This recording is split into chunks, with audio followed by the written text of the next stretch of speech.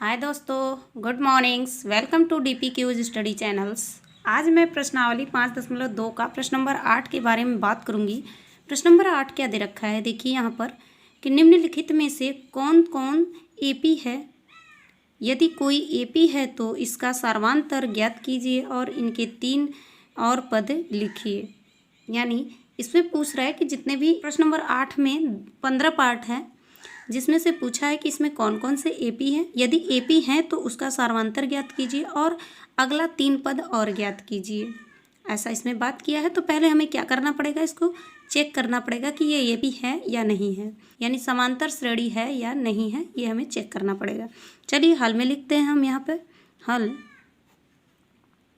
में लिखते हैं, क्या लिखेंगे कि प्रथम पद बराबर प्रथम पद A1 इक्वल टू 2 दे रखा है। सार्वांतर D1 इज इक्वल टू निकालेंगे तो क्या होता है, D2 माइनस D1 होता है। तो D2 का मान क्या है, 4 माइनस 2 इज इक्वल टू क्या आ जाएगा हमारा 2, यानी यहाँ पर D1 2 आया। D2 का चेक करते हैं एक बार। सार्वांतर D2 is equal to A3 minus A2, ठीक है, A3 माइनस A2। चलिए A3 का मान क्या दे रखा है 8 माइनस A2 का मान क्या दे रखा है 4। तो यहाँ से हमारा क्या आया, 4 आ रहा है। तो D2 क्या है हमारा 4 है। तो हम लिखेंगे कि does not equal to D2 है, यानी सार्वांतर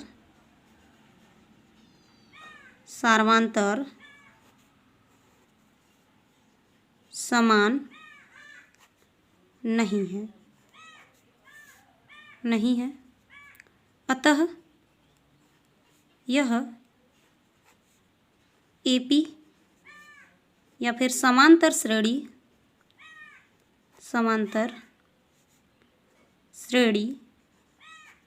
नहीं है।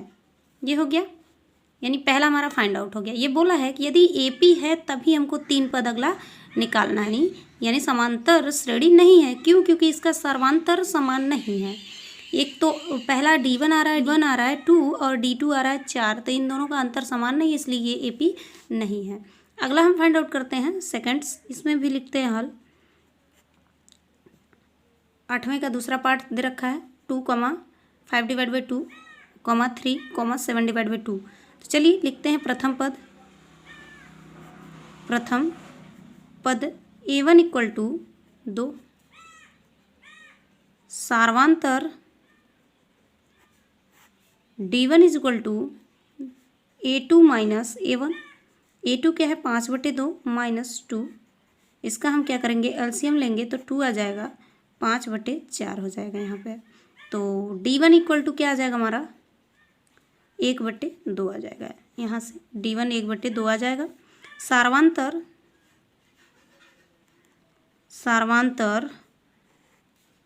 D2 फाइंड आउट करते हैं, क्या हो जाएगा इसका A3 माइनस A2। तो A3 क्या हमारा दे रखा है 3 माइनस A2 कितना दे रखा है 5/2। तो इसका भी एलसीएम हम लेते हैं तो क्या हो जाएगा 2, यहाँ पे 6 माइनस 5 आ जाएगा।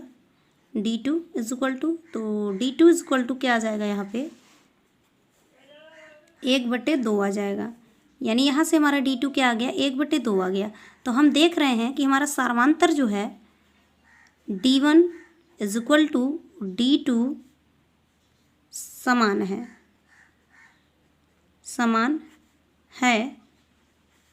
अतः यह एपी सीरीज है। तो जब यह एपी सीरीज है तो इसका हमें क्या करना है, 3 पद और निकालना है। अगला कितने पद दे रखे हैं हमारा इसमें, आइए देखिए इसमें कितने पद थे, 1 2 3 4 पद दे रखा है। तो हमें 5वां 6वां 7वां पद निकालना है, क्योंकि ये समांतर श्रेणी है।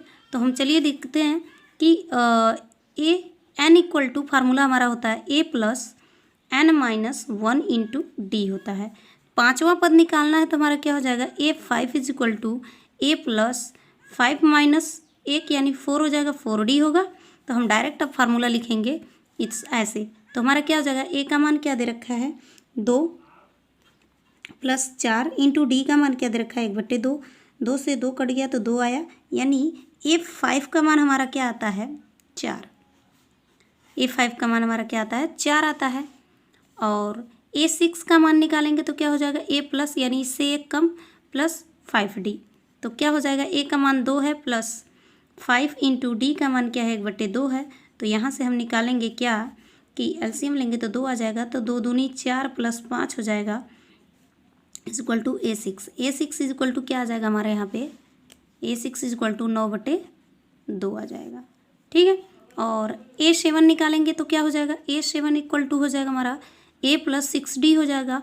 तो A प्लस 6D यानी A का मान क्या है 2 प्लस 6 इंटू डी का मान क्या है 1/2। 2 से 3 बार में कट जाएगा, तो A7 का मान आ जाएगा हमारा क्या, A7 का मान आ जाएगा कि 2 plus 3 is equal to A7 equal to 5, यानी यहाँ से हमारा 3 पद ये फाइंड आउट होता है। आप इसका स्क्रीनशॉट लेना चाहते हैं तो स्क्रीनशॉट ले सकते हैं आप।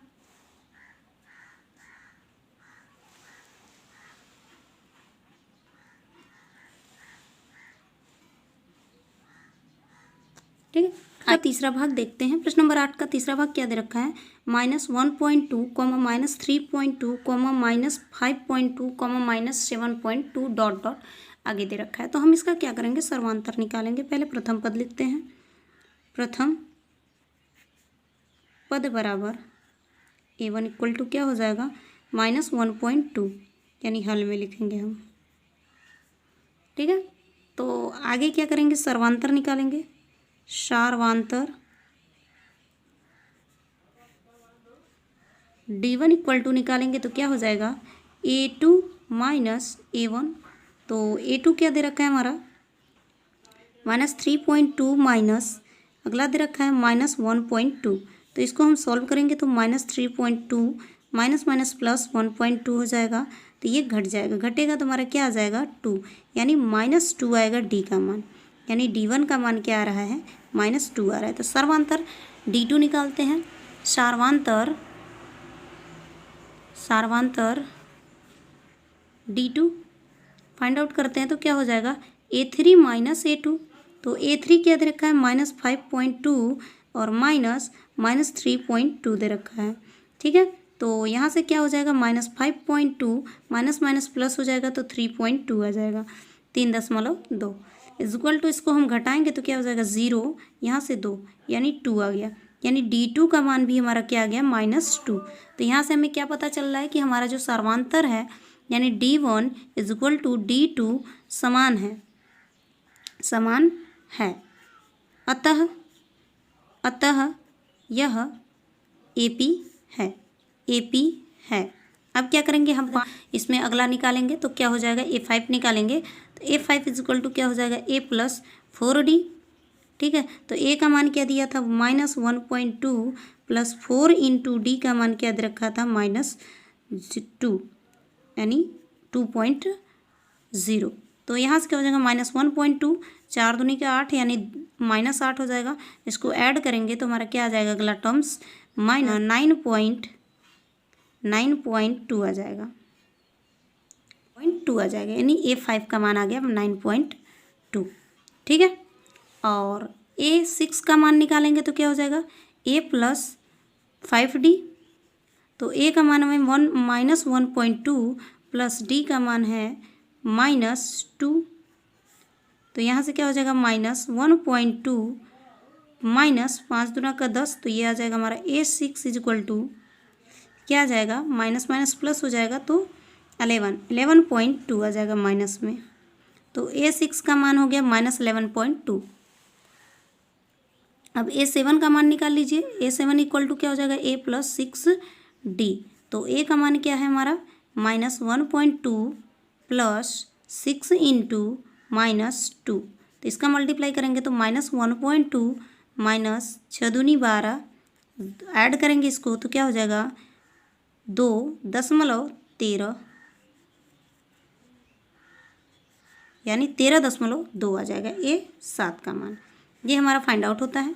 इसका स्क्रीनशॉट लेना चाहते हैं तो आप स्क्रीनशॉट ले सकते हैं इसका यहाँ से।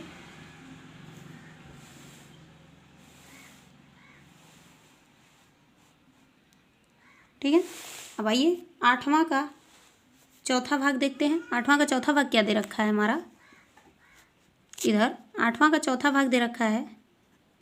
हाल में लिखेंगे -10 -6 -2 2 डॉट डॉट आगे दे रखा है। तो हम लिखेंगे प्रथम